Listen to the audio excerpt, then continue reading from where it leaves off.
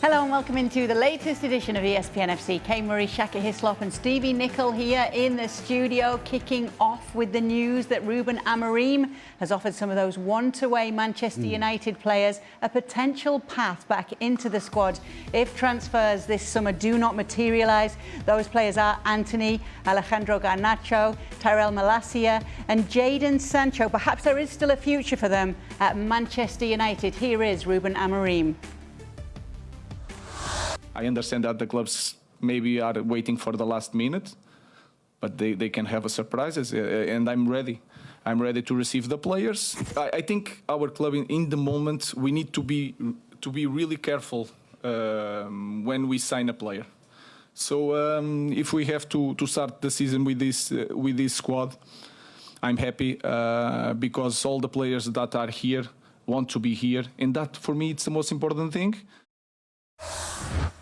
There we go. Julien Laurens joining us now. Let me start with you, though, Stevie. Some interesting words there. It's twofold, really. It's like you could be welcome back, even though they're looking and exploring moves away. And he's saying that he's happy with the squad that he's got. Really? I have no idea what he's trying to say. It's complete and utter gobbledygook. And he says, I'm happy with what we've got. Does he remember that last year they were what, 16th? 15th. 15th. Oh, beg your pardon. That's all right. Yeah. Oh, that's okay. Please. I honestly, I have no idea. What's he talking about?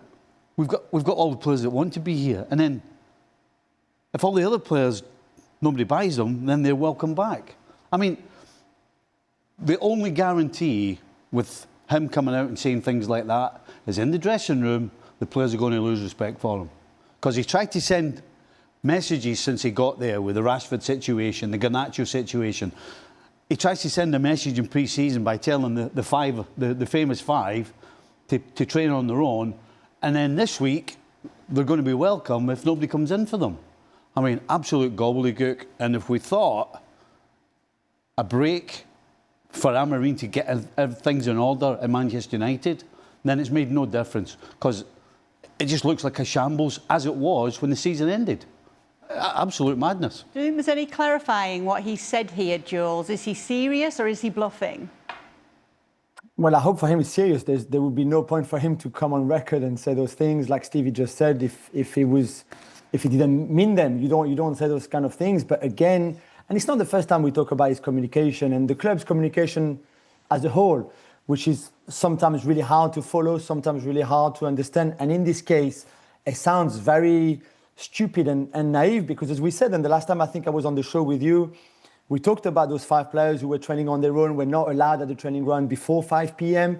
And we said what a bad look this was for Amorim himself and for a club like Manchester United. They're not the only club to do that, but it's not a good look for anybody, really. And it's almost like if they watched our show and thought, yeah, this is not great. Let's change our tune completely and say, actually, we welcome all them back. Rashford is gone now, but the other 4, okay, if nobody comes from them, they are welcome back. And surely it's not true that he's happy with the squad, because he's been asking for number 9 for weeks and weeks now, and still none has come. Yeah, it's interesting, isn't it, Shaka? Because we've heard him in that quote saying players that want to be here, but we've seen that these players are exploring moves away. He said before he doesn't want players in the squad that don't want to be there. So why is he offering an olive branch here? Why the change of heart? Well, I think because he has to offer an olive branch, to your point, Kay. And I think there's 2 aspects to this statement. He has to say he's happy with the squad. Every manager does. Even when you're trying to sign players, nobody really believes it. We're well on the outside looking in. So we can judge this very differently. But normally around this time, you would hear managers say, listen, we're trying to make a couple of signings. If we get them, great. If not, I'm happy to go into the season with the squad that I have. That one statement alone contradicts itself, but you hear it season in, season out. All managers are going to say they're happy with the squad. The other aspect of this is we're going to welcome the players back in. Now, that is directed at the 4 players who are going to be reintegrated into the squad because they can't get a move away. But none of them are going to fall for that, because of how you ostracize them, how public it was, how harshly the wording and the criticism was just a couple of weeks ago. Now all of a sudden the tune is, and we criticized that that kind of statement and what was being communicated. Because if you say these players are not a part of my plans, what that says to any club who's even remotely interested is the price is going down. The longer we leave this, the price is going further and further down. So they shot themselves in the foot to start with.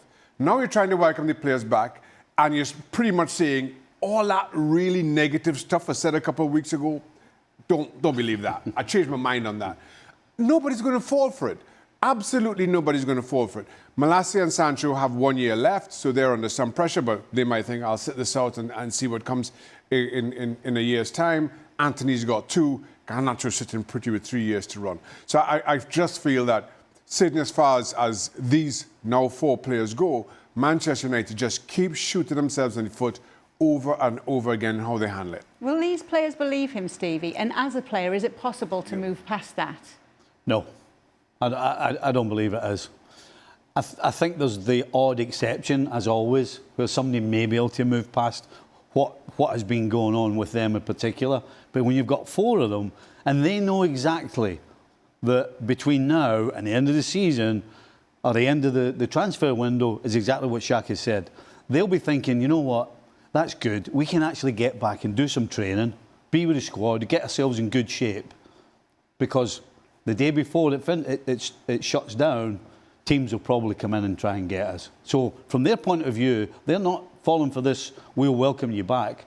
This is a good opportunity for them to look after themselves, get themselves physically fit, because they're going to be training with everybody, they're going to be involved in games, they're going to be playing, and then they can get going. But there's absolutely no chance that they're all going to wipe the slate clean and it's a brand new beginning. Not a chance. Let me just tell one little side story here. So back in, this would have been 2001 season, I'm at West Ham. I'm in the last year of my contract. Glenn Roeder is appointed as manager of West Ham United. The very first day of pre-season. Now, all summer I'd heard speculation that he was trying to sign David James. The very first day of pre-season, he calls me into his office, and while I applaud his honesty for this, he says, listen, I'm signing David James, and in all honesty, I don't expect you to play. David's never injured. I know you have a year left on your contract. I'm keeping you, I'm not moving you on, but in all honesty, I don't expect you to play. But you could imagine the pre-season I had. I did not run a lick. I'm not I was a good runner to start with, but I all of a sudden got considerably worse. Then the first international window that falls early September or whatever it is, David James gets injured for playing for England and is out for about 5 or 6 months. And now all of a sudden, Glenn Roeder has to come to me, put his arm around me, and I'm his best friend. Mm-hmm. At no point, and while I played every single game for that 5 months, at no point was I ever kind of playing for Glenn Roeder. I was just playing because at this point, I mean, I couldn't tell you, and I guess I can talk about it looking back now. I couldn't tell you how just kind of poor, how deflated I felt throughout. And it was just a matter of time that I can't wait for David to be fit, because I did not enjoy a single minute playing for Glenn Roeder. That's what all 4 of those players are going to have to deal with right now. So I feel sorry for Anthony with 2 years to left, even more so for Garnacho with 3, because who knows how they're coping with this. Yeah, and you wonder as well, Jules, back to your point of whether, like, how good he actually is with this Ruben Amorim. Is he actually just conceding that he doesn't think there will be any more players coming in at Manchester United for him? It's a good question. I think he knows they're trying. They're going to try to bring him a number 9. We said, yeah, you can play Cunha. You still have Højlund and Zirkzee, although you are looking for clubs for them to leave your club because he hasn't worked out for them. So I think he knows too well that this is not the final squad. And we said the other night when we put this possible 11 on the stream that a lot can still change, because if there's a 9, then Cunha drops a bit deeper. If there's no number 9, then Bruno can play a bit higher. If there's a 6, there's a lot of things that can still change. And Ruben Amorim can't be happy with this 11. Yeah, Cunha and Mbeumo are good signings, and Mbeumo especially in my eyes. But he knows there's still a lot more to be done. Goalkeeper, number 9, another defensive midfielder, so much on. So I think this is where it is. And there's something else that I think we need to add here.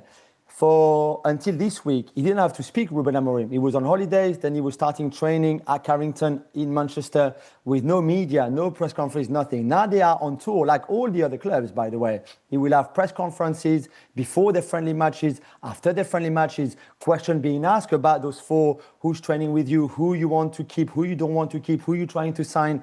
Was before, there was none of that. So he could tell the whole squad, I don't want you here before 5, 11 p.m., midnight, whatever he wanted, it was fine. Now questions are being asked every 3 or 4 days in this preseason tour. There's a lot of journalists who are there. Our own Rob Dawson is there with United. And suddenly Amorim is back into the spotlight with all those questions. And that's why I think also the communication, what he's saying and what the club's view has been is changing, because now he's being asked about it and he has to come publicly and respond to all those questions. How hard is it not to say too much when these questions keep coming at you, Stevie? Well, it shouldn't be. You know, he should be smart enough to, as I always say, tell them what you want them to know, not what they want to know. And just dodge the questions. That's all you got to do. Particularly, I mean, I would have hoped that somebody at Manchester United on the PR side would have gotten a hold of Amorim and spoken to him along those lines. Look, you don't have to answer questions. We don't expect you to answer all these questions. Answer what you're comfortable with. Other than that, you dodge them. Don't answer them. Don't give them add more fuel to the fire. But he clearly doesn't. He had absolutely no idea. Last week he was talking about how slow they were in the middle of the park, how they need to bring somebody in. I mean, that was one of his first press conferences. And he's given the players pelters. And then this week he's gone the complete opposite way, and everything, the sun's shining every day of the week in Manchester right now, apparently.